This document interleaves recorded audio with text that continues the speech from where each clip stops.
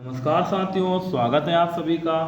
दोस्तों, जैसा कि आप सभी को मालूम है कि उत्तराखंड में पुलिस के लिए एसआई और कांस्टेबल की भर्ती इस समय चल रही है। तो इसका पेपर जब भी होगा आपको तैयारी इसकी टाइम पर ही करनी पड़ेगी। तो यहाँ पर मैंने इसके लिए काफ़ी सारी जीके की वीडियो डाल चुका हूँ और आज की भी हमारी अगली वीडियो इसमें आ चुकी है, जिसमें मैंने 50 क्वेश्चन शामिल किए हैं। तो देर ना करते हुए क्लास को शुरू करते हैं। और क्लास शुरू करने से पहले ये कहना चाहूँगा कि जो लोग अभी चैनल पर नए हैं या जिन्होंने चैनल को सब्सक्राइब नहीं किया है वो चैनल को सब्सक्राइब कर दें और वीडियो को लाइक और शेयर जरूर करें। क्वेश्चन नंबर 1 यहाँ पर है, राज्यपाल विधानसभा में किस अनुच्छेद के तहत एंग्लो इंडियन सदस्य को मनोनीत करता है? तो अनुच्छेद 333। क्वेश्चन नंबर 2, भारत के प्रथम गैर कांग्रेसी प्रधानमंत्री कौन बने? ये बने थे मोरारजी देसाई, जनता पार्टी के थे ये। राज्य मंत्री परिषद का प्रधान कौन होता है? तो ये होता है मुख्यमंत्री। अगला क्वेश्चन, राज्य विधानमंडल का निम्न सदन कौन है? हमारे यहाँ होता है विधानसभा और केंद्र में होता है लोकसभा। संविधान की व्याख्या करने का अंतिम अधिकार किसे है? यह है आपका उच्चतम न्यायालय या सुप्रीम कोर्ट या सर्वोच्च न्यायालय। क्वेश्चन नंबर 6, एस्किमो जनजाति कहाँ निवास करती है? तो ये करती है टुंड्रा प्रदेशों में। ये आप पढ़ चुके होंगे बहुत बार। मैकमोहन रेखा का निर्धारण कब हुआ था? तो ये हुआ था 1914 में। भूटान की सीमा कितने राज्यों को छूती है? तो भूटान की सीमा छूती है 4 राज्यों को। भूटान आपका दाईं तरफ क्या कहते हैं ऊपर की ओर है, जहाँ नेपाल खत्म होता है, नेपाल से थोड़ा सा और आगे को भूटान लग जाता है और ऊपर को तिब्बत वगैरह है। तो उस जगह के 4 राज्य आप मुझे कमेंट सेक्शन में बताएंगे। एक राज्य तो बगल में देखिए आपको वहाँ सिक्किम साइड लगता है भूटान, तो आप एक तो सिक्किम लगा लेंगे, बाकी आप मुझे बताएंगे। क्वेश्चन नंबर 9, भूकंप की लहरें सर्वप्रथम जहां पहुंचती हैं वो क्या कहलाता है? तो वो कहलाता है अधिकेंद्र।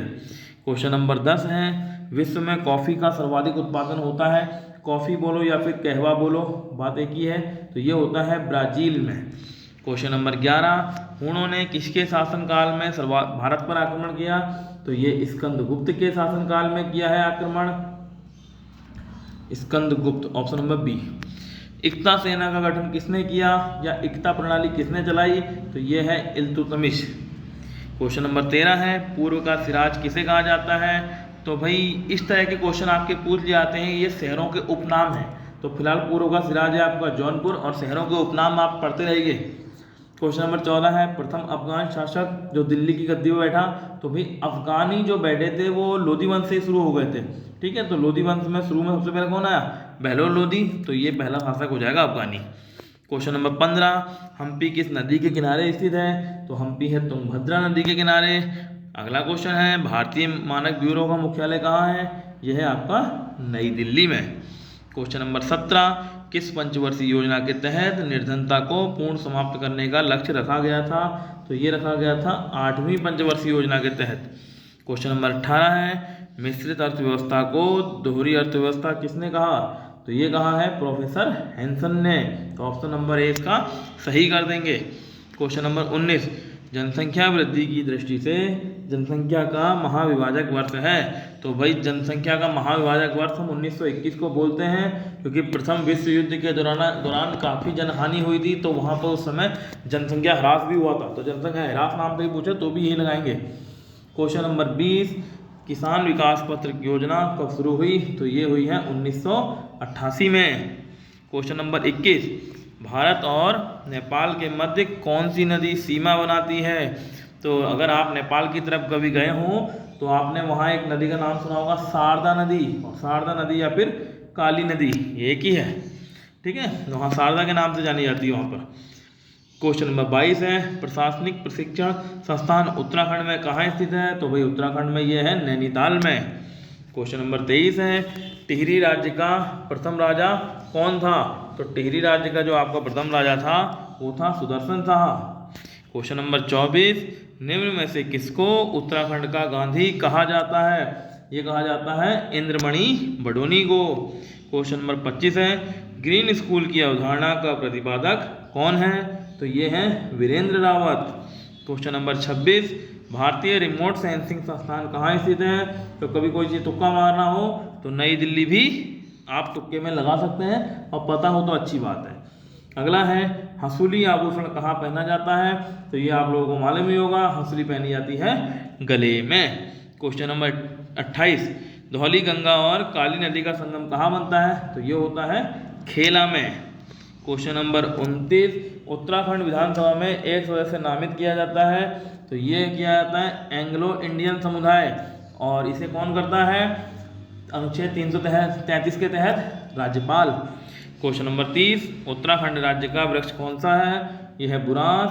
अगर फूल की बात करें ब्रह्मकमल, और क्या कहते हैं आपकी पशु की बात करें कस्तूरी मृग, पक्षी की बात करें मोनाल, और राजकीय चिन्ह पता ही है गोलाकार मुद्रा, और उसमें क्या कहते हैं बीच में वो बना हुआ है 3 पर्वत श्रेणियाँ, उसके नीचे गंगा की लहरें और सत्यमेव जयते लिखा, वो सब आपको मालूम है। आगे है अगला क्वेश्चन, लॉन्ग स्टाफ फॉल किस जनपद में है? तो भाई ये है आपका चमोली जनपद में। भानुमति जल स्रोत किस जनपद में स्थित है? यह है आपका पौड़ी जनपद में।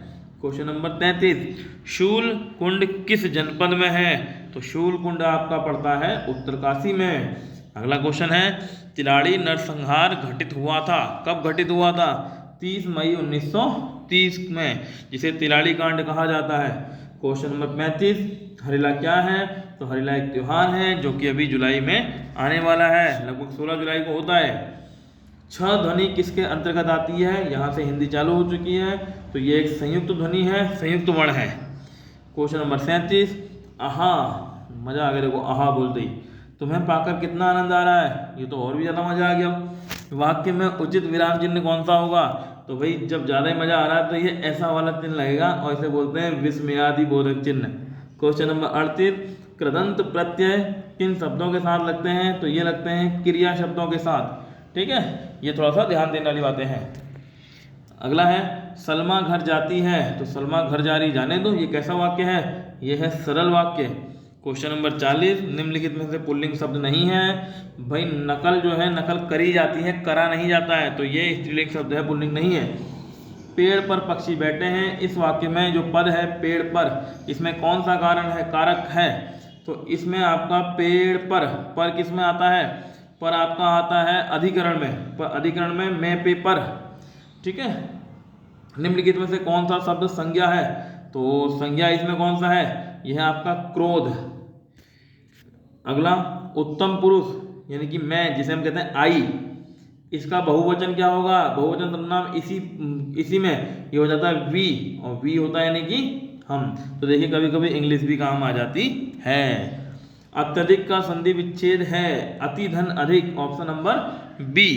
क्वेश्चन नंबर 45, भारत में सर्वाधिक बोली जाने वाली भाषा कौन सी है? तो भाई सबसे ज़्यादा तो भारत में हिंदी बोली जाती है। क्वेश्चन नंबर 46, गुरुदेव शब्द में समास कौन सा है? यह है आपका कर्मधारय समास। गुरुदेव शब्द में कर्मधारय समास होता है। क्वेश्चन नंबर 47, रचना की दृष्टि से धातु के कितने भेद होते हैं? तो ये होते हैं आपके 2 भेद।